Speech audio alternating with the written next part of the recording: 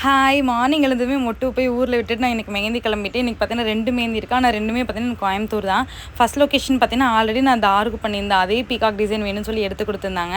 Same எனக்கு front 2மே ஒரே மாதிரி தான் வேணும்னு சொல்லியிருந்தாங்க. இந்த சென்டர் எல்லாமே அவ்வளோ இன்ட்ரிகேட்டான டிசைன். ஏன்னா இவங்க மெஹந்திக்கான அந்த கலசம் நாட்டு எல்லாமே ஒரு ரோவில் வர மாதிரி கேட்டிருந்தாங்க.